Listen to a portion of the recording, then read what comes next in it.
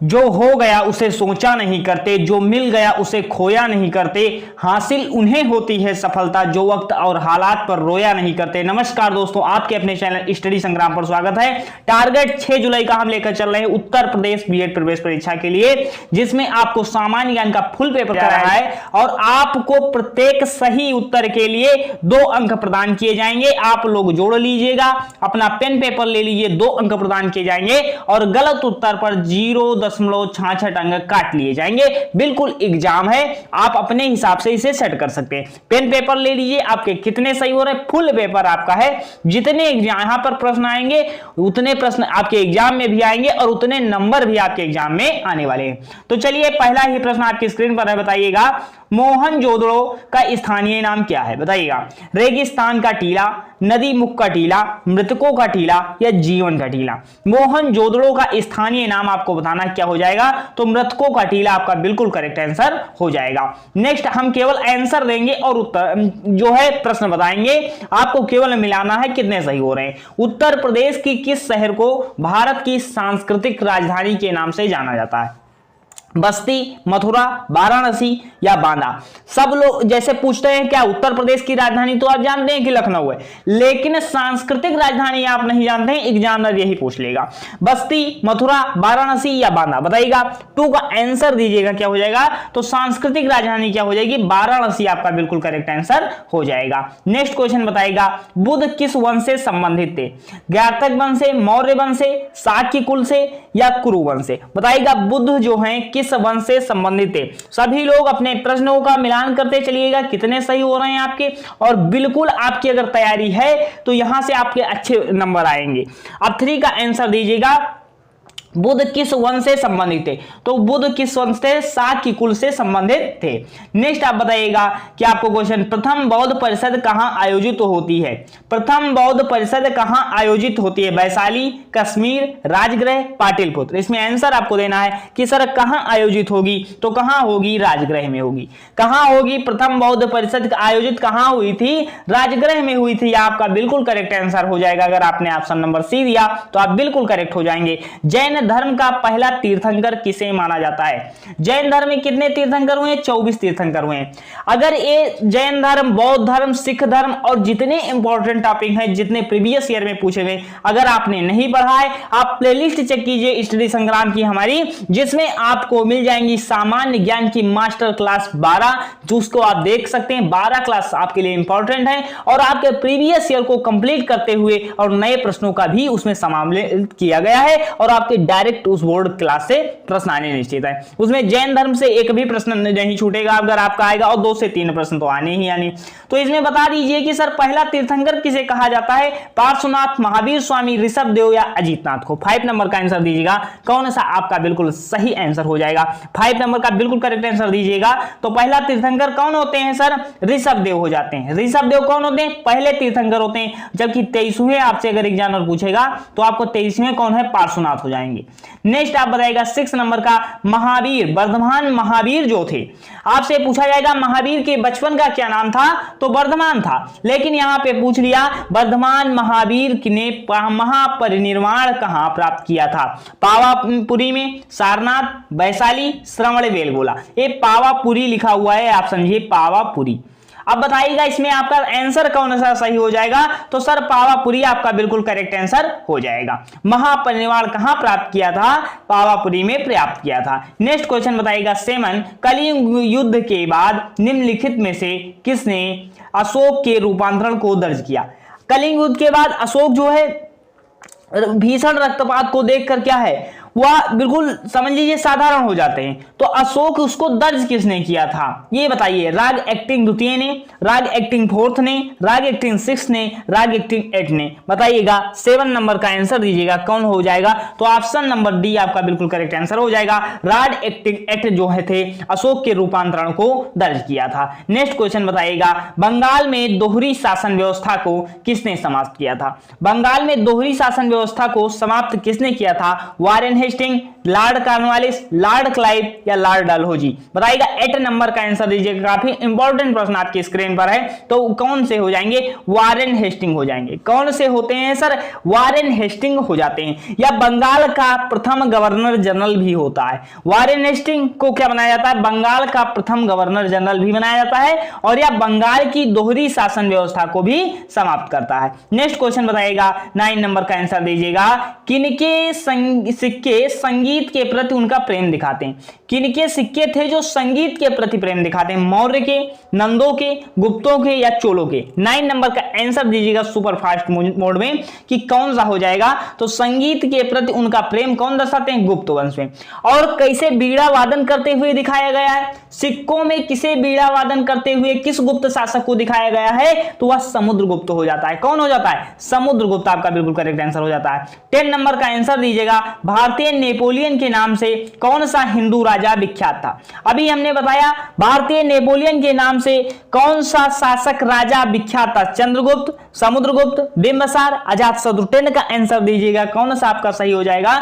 तो आमतौर पर क्या है, भारतीय नेपोलियन की संज्ञा समुद्रगुप्त को दी जाती है। समुद्रगुप्त ही ऐसा गुप्त वंश का शासक था जिसे उसके सिक्कों पर बीड़ा वादन करते हुए दिखाया गया है। तो कौन हो जाएगा भारतीय नेपोलियन? समुद्रगुप्त को कहा जाता है। 11 नंबर का आंसर दीजिएगा। 4 सिलों वाला शेर जिसको भारत सरकार राज चिन्ह के रूप में अंगीकृत करती है, वह स्थित कहां है? 4 सिर भैया, 4 सिरों वाला शेर है, उसे भारत सरकार राजकीय राज चिन्ह बताती है, अंकित करती है। वह कहां स्थित है? आगरा में है, मथुरा में है, सारनाथ में है या वृंदावन में है? 11 का आंसर दीजिएगा। तो सारनाथ आपका बिल्कुल करेक्ट आंसर हो जाएगा। आप टिक लगाते जाइएगा कि आपके कितने सही हो रहे हैं। प्रतिहार वंश का महानतम राजा कौन है? प्रतिहार वंश का महानतम राजा कौन है? वत्सराज, नागभट्ट, भोज या दंतीदुर्ग? तो महानतम राजा इसमें बताना है। 12 नंबर का आंसर दीजिएगा आप लोग कि कौन सा आपका सही हो जाएगा। तो भोज और मिहिर भोज जो है मिहिर भोज भी कहा जाता है और वैसे भोज नाम है। तो महानतम राजा कौन हो जाता है? भोज हो जाता है। नेक्स्ट क्वेश्चन 13 का आंसर दीजिएगा। गीत गोविंद के रचयिता कौन है? गीत गोविंद के रचयिता कौन है? ये रचयिता की क्लास भी सामान्य ज्ञान की मास्टर क्लास अपलोड है, आप जा करके देखिए। तो प्लेलिस्ट में बेस्ट से बेस्ट कंटेंट आपको प्रोवाइड किया गया है। गीत गोविंद के रचयिता बताइएगा। विद्यापति, जयदेव, वेद व्यास, विष्णु शर्मा? 13 का आंसर दीजिए। तो गीत गोविंद के रचयिता कौन हो जाएंगे? जयदेव आपका बिल्कुल करेक्ट आंसर हो जाएगा। 14 का आंसर दीजिएगा। निम्नलिखित में से कौन सा एक गैर भारतीय धर्म है? बौद्ध धर्म? गैर भारतीय अर्थात भारतीय नहीं है, एक गैर भारतीय धर्म है, वह बताना है। बौद्ध धर्म, जैन धर्म, यहूदी धर्म या हिंदू धर्म? 14 का आंसर दीजिएगा। तो यहूदी धर्म क्या हो जाएगा या गैर भारतीय धर्म हो जाएगा? क्या हो जाएगा? गैर भारतीय धर्म हो जाएगा। किसका किसका सही हुआ? हाथ ऊपर करो। 1540 ईस्वी में किस युद्ध के पश्चात हुमायूं को हिंदुस्तान के बाहर कर दिया गया? ये सभी लोग अपने में जो है नोट करते जाएगा कौन सा सही हुआ। 1540 में किस युद्ध के पश्चात हुमायूं को हिंदुस्तान से बाहर किया गया? अगर जो हुमायूं आता है या बाबर का लड़का था? बाबर का लड़का था। 1526 में कौन आता है? बाबर आता है। बाबर आता है। लेकिन हुमायूं को हिंदुस्तान से बाहर कब किया गया? जो है कब किया गया? 1540 में। किस युद्ध के पश्चात? दौरा, सूरजगढ़ या कन्नौज या चौसा? 15 का आंसर दीजिएगा। तो कन्नौज में क्या होता है? युद्ध होता है 1540 में। तो यह क्या है? बाहर कर दिया जाता है हुमायूं को। नेक्स्ट बताइएगा।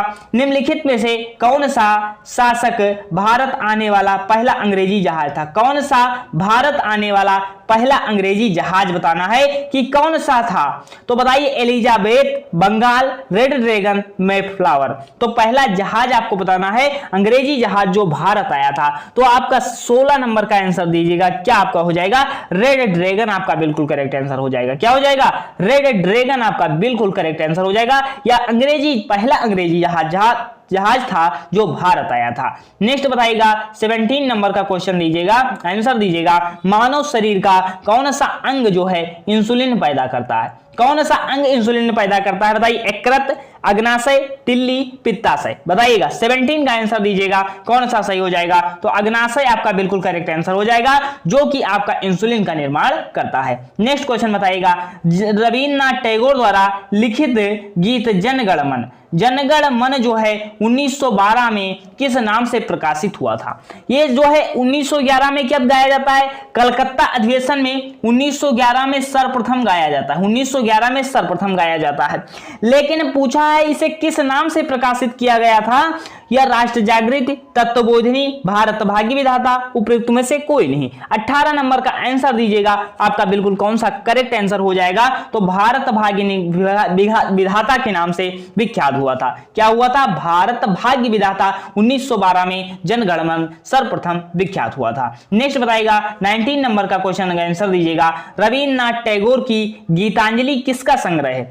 गीतांजलि के लिए ही इन्हें नोबेल पुरस्कार मिलता है, जो एशिया का प्रथम नोबेल पुरस्कार साहित्य में रविन्द्रनाथ टैगोर को मिलता है। क्या मिलता है? रविन्द्रनाथ टैगोर को पूछा जाएगा एशिया का साहित्य का नोबेल पुरस्कार प्रथम व्यक्ति बताइए, तो आपके रविन्द्रनाथ टैगोर हो जाएंगे, जिन्हें गीतांजलि के लिए 1913 में क्या है? नोबेल पुरस्कार मिलता है। लेकिन यहां पे पूछा गया जो गीतांजलि है वह किसका संग्रह है? उपन्यास का, नाटकों का, कविताओं का, छोटी कहानियां का? 19 का आंसर दीजिएगा आपका कौन सा बिल्कुल करेक्ट हो जाएगा? तो गीतांजलि किसका संग्रह हो जाएगा? आपका कविताओं का संग्रह हो जाएगा। नेक्स्ट क्वेश्चन आप बताएगा 20 नंबर। टेलीग्राफ लाइन सर्वप्रथम कहां से कहां तक बिछाई गई? कलकत्ता से आगरा, आगरा से जयपुर, दिल्ली से शिमला, कलकत्ता से रानीगंज। 20 का आंसर देना है सर, क्या हो जाएगा? तो 20 का एक क्या हो जाएगा? बिल्कुल करेक्ट हो जाएगा। टेलीग्राफ लाइन सर्वप्रथम जो है कलकत्ता से आगरा तक बिछाई गई थी। 21 का आंसर दीजिएगा, क्या हो जाएगा? किस देश का अलिखित संविधान है? किस देश का अलिखित संविधान है? USA, UK, Pakistan, Bharat? बताइएगा अलिखित संविधान किस देश का है? USA, UK, Pakistan, Bharat? ये भी हमने पॉलिटी में पढ़ा रखा है, सामान्य ज्ञान की मास्टर क्लास में। 21 का आंसर दीजिएगा। कितने सही हो रहे हैं 21 तक सभी के? तो यूके या ब्रिटेन का अलिखित संविधान हो जाता है। भारत का सबसे बड़ा लिखित संविधान होता है। सबसे बड़ा लिखित संविधान किस देश का है? अपने भारत का है।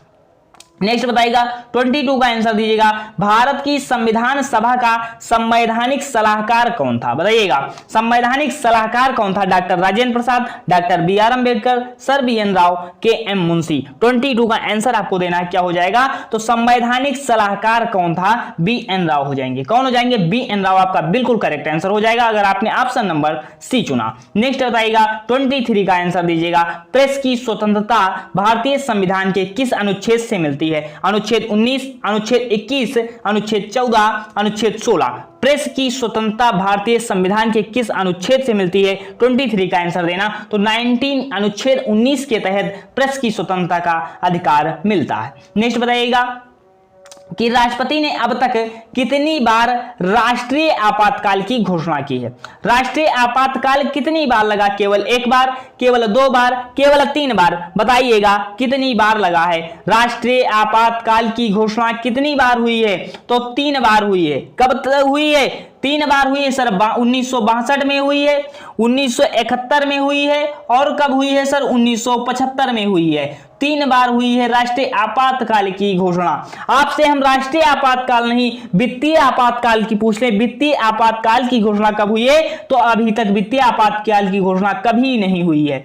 लेकिन अगर राष्ट्रीय आपातकाल पूछे तो 3 बार हो चुकी है, 1962, 1971, 1975। नेक्स्ट क्वेश्चन बताइएगा 25 का आंसर दीजिएगा। संसद के दोनों सदनों का संयुक्त सत्र बुला सकता है?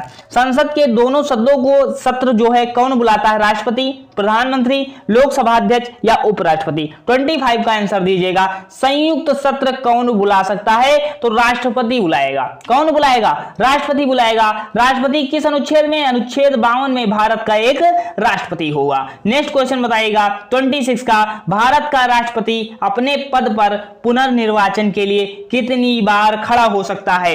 1 बार भारत का राष्ट्रपति पूछा है, अमेरिका का नहीं पूछा।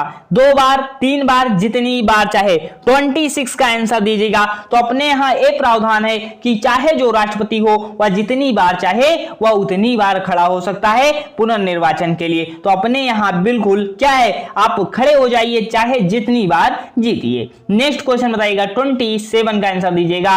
भारतीय संघ के राष्ट्रपति के पास वही संवैधानिक अधिकार हैं जो ब्रिटिश राजा या रानी के पास हैं, यूएसए के राष्ट्रपति के पास हैं, पाकिस्तान के राष्ट्रपति के पास हैं, फ्रांस के राष्ट्रपति के पास हैं। भारतीय संघ के राष्ट्रपति के पास वो अधिकार हैं जो किसके पास अधिकार हैं? 27 का आंसर दीजिएगा। तो क्या हो जाएगा? जो ब्रिटिश राजा रानी के पास अधिकार हैं वही भारतीय संघ के राष्ट्रपति के पास संवैधानिक अधिकार हो जाएंगे। 28 नंबर बताइएगा, केंद्रीय विधानमंडल का अध्यक्ष बनने वाले पहले भारतीय कौन थे? केंद्रीय विधानमंडल का अध्यक्ष बनने वाले पहले भारतीय आपको बताना है। सच्चिदानंद सिन्हा, जीबी मावलंकर, विठल नाथ पटेल, डॉक्टर राजेंद्र प्रसाद। 28 का आंसर दीजिए। तो डॉक्टर सच्चिदानंद सिन्हा बिल्कुल करेक्ट आंसर आपका हो जाएगा। केंद्रीय विधानमंडल का अध्यक्ष बनने वाले पहले भारतीय डॉक्टर सच्चिदानंद सिन्हा थे। 29 का आंसर दीजिएगा। पानीपत का प्रथम युद्ध किनके मध्य हुआ? पानीपत का प्रथम युद्ध किनके मध्य हुआ था? राणा सांगा व बाबर के बीच, बाबर व इब्राहिम लोदी के बीच, कुतुब खान या राणा सांगा के बीच, या अकबर व राणा सांगा के बीच। तो 1526 में क्या होता है? 1526 में बाबर व इब्राहिम लोदी के बीच क्या होता है? पानीपत का प्रथम युद्ध होता है। 29 का आंसर किसने दिया? बी आपका बिल्कुल करेक्ट आंसर हो जाएगा। नेक्स्ट बताइएगा 30 का बताइएगा आंसर। विजयनगर के सबसे प्रसिद्ध शासक कृष्णदेव राय किस वंश से संबंधित हैं? मौर्य वंश से, तुलुक वंश से, संगम वंश से, इनमें से कोई नहीं। आपसे एग्जाम में प्रश्न बन सकता है विजयनगर के सबसे प्रसिद्ध शासक कौन थे? तो कौन हो जाएंगे? कृष्णदेव राय हो जाएंगे। लेकिन यहां पे क्या पूछा है? कृष्णदेव राय किस राजवंश से संबंधित हैं? 30 का आंसर दीजिएगा। तो कौन से हो जाएंगे? वह तुलुक वंश से संबंधित हो जाएंगे। कौन से? ये दक्षिण भारत के थे। तो क्या है? तुलुक हो जाएंगे। कृष्णदेव राय कौन हो जाएंगे? तुलुक वंश हो जाएगा। नेक्स्ट बताइएगा, कहां लोकगीत एक शैली रागनी प्रसिद्ध है? लोकगीत एक शैली रागनी प्रसिद्ध है। रागनी कहां प्रसिद्ध है बताइएगा? मध्य प्रदेश, हरियाणा, या उत्तर भारत, या पश्चिम बंगाल। 31 का आंसर दीजिएगा। क्या हो जाएगा? तो यह हरियाणा हो जाएगा। रागनी प्रसिद्ध है हरियाणा के लिए, एक शैली है जो प्रसिद्ध है। नेक्स्ट बताइएगा, संसार की सबसे पहली महिला प्रधानमंत्री किस देश की बनी? संसार की सबसे पहली महिला प्रधानमंत्री किस देश की बनी बताइएगा? भारत, श्रीलंका, या इजराइल, या पाकिस्तान। 32 का आंसर दीजिएगा। तो जो कौन हो जाएंगी? भंडार नायके होती हैं। तो वह कहां की होती हैं? श्रीलंका की होती हैं। नेक्स्ट बताइएगा, भारत की मुख्य भूमि का अक्षांश जो है फैला है 8 डिग्री 4 उत्तर से 37 डिग्री 6 उत्तर, या 8 डिग्री 4 मिनट से पश्चिम और 37 डिग्री 6 मिनट पश्चिम, या 8 डिग्री 4 मिनट पूर्व से 37 डिग्री 6 मिनट पूर्व, या 8 डिग्री 4 अंश से मान सकते हैं दक्षिण, या 37 डिग्री 6 अंश दक्षिण। बताइएगा कौन सा आपका 33 का आंसर आपका बिल्कुल करेक्ट हो जाएगा? बताइए। तो आपका ऑप्शन नंबर ए बिल्कुल करेक्ट हो जाएगा। 8 डिग्री 4 अंश उत्तर और 37 डिग्री 6 अंश उत्तर में हो जाएगा। नेक्स्ट क्वेश्चन आप बताइएगा 34 का कि कौन सा होगा? पारंपरिक फुलकारी की कढ़ाई जो है शैली किस राज्य में सबसे ज्यादा प्रसिद्ध है? फुलकारी कढ़ाई पूछा जा रहा है कि शैली किस राज्य में प्रसिद्ध है? पश्चिम बंगाल, उड़ीसा, पंजाब, उत्तर प्रदेश। 34 का आंसर दीजिएगा। कौन सा हो जाएगा? पारंपरिक फुलकारी कढ़ाई जो है किस राज्य में सबसे ज्यादा है? पंजाब में प्रसिद्ध हो जाएगी। नेक्स्ट बताइए, हिमाचल प्रदेश के किस जिले की सीमा चीन के साथ लगती? किन्नौर, चंबा, कुल्लू, सिरमौर। 35 का आंसर दीजिएगा। तो 35 का ए आपका बिल्कुल करेक्ट आंसर हो जाएगा। क्या हो जाएगा? हिमाचल प्रदेश का जो जिला होता है किन्नौर, जिसकी सीमा चाइना से लगती है, चीन से लगती है। आपके 35 में कितने सही हो रहे हैं जरूर बताइए। और 36 में बताइए, मॉन्ट्रियल प्रोटोकॉल काफी इंपॉर्टेंट प्रश्न है। मॉन्ट्रियल प्रोटोकॉल किससे संबंधित है? ओजोन परत संरक्षण से, पर्यावरण प्रदूषण से, कार्बन उत्सर्जन से, उपयुक्त में से कोई नहीं। 36 का आंसर दीजिएगा। कौन सा आपका बिल्कुल सही आंसर हो जाएगा? इसमें आपको बताना है मॉन्ट्रियल प्रोटोकॉल किससे संबंधित हो जाएगा?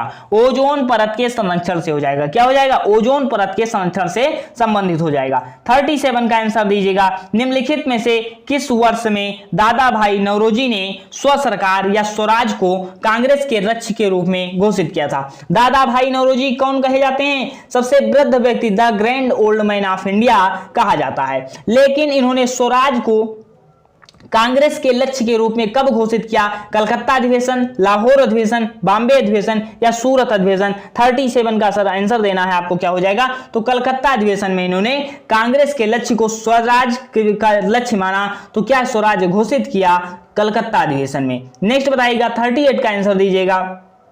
निम्नलिखित में से किस स्थल को यूनेस्को की विश्व विरासत स्थलों की सूची में शामिल किया गया है? चिल्का झील, डल झील, नागिन झील या सुंदरबन नेशनल पार्क? बताइएगा 38 का आंसर दीजिएगा। कौन सा आपका बिल्कुल करेक्ट आंसर हो जाएगा? तो सुंदरबन नेशनल पार्क जो होता है यूनेस्को की विश्व विरासत स्थलों की सूची में शामिल किया गया। नेक्स्ट बताइएगा 39 का आंसर दीजिएगा। केकड़े के कितने पैर होते हैं? केकड़े के कितने पैर होते हैं? 8, 12, 6, 10। 39 का आंसर देना है आपको। केकड़े के कितने पैर होते हैं?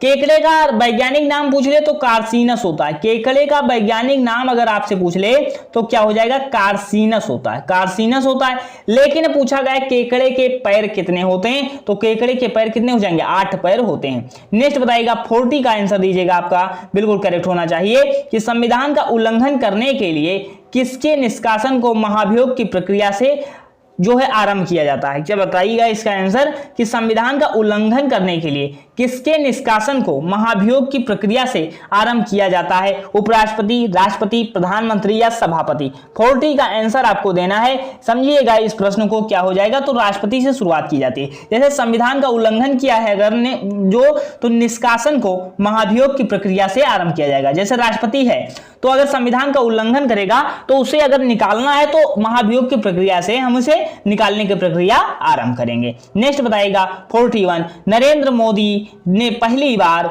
शपथ प्रधानमंत्री के रूप में कब ली? ये काफी इंपॉर्टेंट प्रश्न है, आपके एग्जाम में पूछे भी जा चुके हैं, सभी प्रश्न आपके एग्जाम में आ चुके हैं और यहां से भी प्रश्न रिपीट होंगे। तो बताइएगा नरेंद्र मोदी की पहली प्रधानमंत्री पद के लिए शपथ की तिथि बताना है। 20 मई 2014, 22 मई 2014, 26 मई 2014, 26 मई 2015? बताइएगा कौन सा आपका बिल्कुल करेक्ट आंसर हो जाएगा? तो 26 मई 2014 को जो क्या है पहली बार प्रधानमंत्री नरेंद्र मोदी शपथ लेते हैं। नेक्स्ट बताइएगा 42। नागा, खासी, गारो, जयंतिया पहाड़ियां स्थित हैं। खासी, गारो, जयंतिया जो हैं या कहां की पहाड़ियां हैं? पूर्वांचल पर्वतमाला, कराकोरम पर्वतमाला, जास्कर पर्वतमाला, हिमालय पर्वतमाला? 42 का आंसर आपको देना है। कौन सा सही हो जाएगा? तो हिमालय पर्वतमाला आपका बिल्कुल करेक्ट आंसर हो जाएगा। खासी, गारो, जयंतिया ये आपकी क्या है? हिमालय पर्वतमाला में स्थित हो जाएंगी। नेक्स्ट बताइएगा 43 का आंसर दीजिएगा। राजकोषीय घाटा क्या है?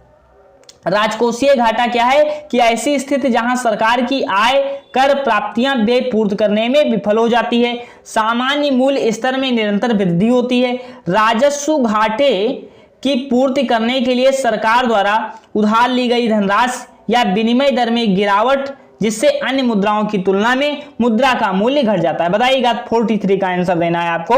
क्या हो जाएगा? तो आपकी ऐसी स्थिति जहां सरकार की आय और कर प्राप्तियां उसके व्यय पूर्ति के लिए विफल हो जाती हैं, तो आपका राजकोषीय घाटा बिल्कुल करेक्ट हो जाएगा कि ऐसी स्थिति जहां सरकार की आय और कर प्राप्तियां व्यय की पूर्ति के लिए विफल हो जाती हैं। जैसे भाई खर्चा आपका क्या है? खर्च आपका बढ़ जाए और आय आपका कम हो जाए तो क्या है? आप उसे पूरा करने में विफल हो जाएंगे। क्या है? जहां सरकार की आय जो है, आपकी आय आपके खर्चों को पूरा करने में, व्यय की पूर्ति करने में विफल हो जाएगी, वह क्या है? आपका घाटा हो जाएगा। तो वही राजकोषीय घाटा भी होता है। ऑप्शन नंबर ए अगर आपने दिया तो आप बिल्कुल करेक्ट आंसर हो जाएगा आपका। बताइएगा 44 का। दो नदियों के बीच उपजाऊ भूमि को क्या कहा जाता है? दो नदियों के बीच उपजाऊ भूमि को क्या कहते हैं? जल संभर, जल विभाजक, दोआब, तराई? 44 का आंसर दीजिएगा तो दोआब कहेंगे। दो नदियों के बीच उपजाऊ भूमि को क्या कहेंगे? दोआब कहेंगे। नेक्स्ट बताइएगा 45 का आंसर दीजिएगा। क्या हो जाएगा? भारत के किस क्षेत्रीय और वैश्विक आर्थिक समूह का भाग है? भारत किस क्षेत्रीय वैश्विक आर्थिक समूह का भाग है? G7, G20, आसियान या यूरोपीय संघ? 45 का आंसर देना है तो किसका भाग हो जाएगा? G20 का भाग हो जाता है। किसका भाग होता है? भारत G20 का भाग होता है। नेक्स्ट बताइए भारतीय प्रायद्वीप की सबसे लंबी नदी कौन सी है? सबसे लंबी नदी पूछा है भारतीय प्रायद्वीप की। कृष्णा, कावेरी, नर्मदा, गोदावरी? 46 26 का आंसर आपको देना है, बिल्कुल करेक्ट आंसर दीजिएगा कि कौन सा आपका सही होना चाहिए। प्रायद्वीप की सबसे लंबी नदी कौन सी होगी, तो गोदावरी आपका बिल्कुल करेक्ट आंसर हो जाएगा। 47 का आंसर दीजिएगा, कंप्यूटर का मुख्य भाग कौन सा है, प्रिंटर, डिस्क या कीबोर्ड या सीपीयू। कंप्यूटर का मुख्य भाग पूछा गया कि कौन सा हो जाएगा, तो सीपीयू आपका बिल्कुल करेक्ट आंसर हो जाएगा। सीपीयू को क्या कहा जाता है, ब्रेन ऑफ कंप्यूटर या कंप्यूटर का मस्तिष्क भी कहा जाता है। 48 का आंसर दीजिएगा, नामदफा नेशनल पार्क है। नामदफा नेशनल पार्क कहां पर है, मिजोरम, मणिपुर, त्रिपुरा, अरुणाचल प्रदेश। काफी इंपॉर्टेंट प्रश्न है, नामदफा नेशनल पार्क कहां पर है, ये बताइएगा। 50 में कितने आपके सही हुए। सामान्य ज्ञान का पेपर है, 100 नंबर का पेपर है, मतलब 50 प्रश्न, एक क्वेश्चन 2 नंबर का, 100 नंबर का पेपर है। कितने 100 नंबर में आपके आए, लगभग 82 आ जाने चाहिए, 70 प्लस जरूर आने चाहिए। अब बताइए, अरुणाचल प्रदेश नामदफा नेशनल पार्क कहां हो जाएगा, अरुणाचल प्रदेश अगर आपने दिया तो बिल्कुल सही हो जाएगा। नेक्स्ट बताइएगा, निम्नलिखित में से संवैधानिक संशोधन के अंतर्गत भारत में पंचायती राज को संवैधानिक आधार पर प्रदान किया गया। पंचायती राज को संवैधानिक दर्जा किस संविधान संशोधन द्वारा दिया गया, यह प्रश्न आपसे पूछा गया है। 42वां संविधान संशोधन, 52वां संविधान संशोधन, 67वां संविधान संशोधन या 73वां संविधान संशोधन। 49 का आंसर दीजिएगा, तो 73वां संविधान संशोधन सर कब होता है, 1992 में होता है। और क्या होता है, पंचायत को संवैधानिक दर्जा दिया जाता है, पंचायत को शामिल भी किया जाता है। पंचायती राज दिवस कब मनाया जाता है सर, 24 अप्रैल को मनाया जाता है। 50 का आंसर दीजिएगा, झूम कृषि अभी भी कहां प्रचलित है, मिजोरम में, नागालैंड में, मणिपुर में या सभी में। भाई 50 क्वेश्चन पूरे हो गए, ये क्वेश्चन का आंसर दे देंगे आप, लेकिन कुछ लोगों के नंबर भी कमा रहे हैं, तो जिनके नंबर कमा रहे हैं वो उनके लिए क्या है उपाय, जाइए सामान्य ज्ञान की मास्टर क्लास 12 अपलोड है, 12 देख डालिए, वहां से आपका कॉन्फिडेंस होगा और अच्छे प्रश्न जो हो सके तो उस क्लास को नोट भी कर लीजिए, बार-बार रिवाइज कीजिए, वहां से अधिक प्रश्न आएंगे। और जो इस समय हम पेपर करा रहे हैं, ये पेपर आपके लिए रामबाण है, क्योंकि ये प्रीवियस ईयर पर आधारित है और बेस्ट से बेस्ट कंटेंट में प्रोवाइड कराई जा रही है। तो आप पूरा क्लास देखते रहिए और सामान्य ज्ञान की मास्टर क्लास जरूर देखिए अगर आपके नंबर बहुत कम आ रहे हैं, जैसे 70 से कम आ रहे हैं तो आपको जरूर देखना चाहिए, क्योंकि अच्छे नंबर आपको लाने तभी कॉलेज मिलेगा। 50 का आंसर दीजिएगा, झूम कृषि अभी भी कहां प्रचलित है, मिजोरम, नागालैंड या मणिपुर या सभी। 50 का आंसर दीजिएगा तो मिजोरम में प्रचलित हो जाएगी। 50 क्वेश्चन हमने आपको करा दिए, आपके कितने सही हुए जरूर बताइए। अगर आपने पहली बार चैनल पर विजिट किया है तो चैनल को सब्सक्राइब कर लीजिए और बेल आइकन को ऑन कर लीजिए, जिससे आपको हमारे द्वारा जो वीडियो अपलोड हो, जो आपके लिए गाइडेंस अपलोड हो या कोई जानकारी अपलोड हो कॉलेज के सम्मुख या सरकारी कॉलेज मिलने तक, तो आप सदैव जुड़े रहिए, जिसके लिए आप बेल आइकन प्रेस कर लीजिए, जिससे हमारे द्वारा दी गई सूचना आपके पास सबसे पहले पहुंचे। तो अंत तक जुड़े रहने के लिए आप सभी का धन्यवाद। मिलते हैं नेक्स्ट वीडियो में।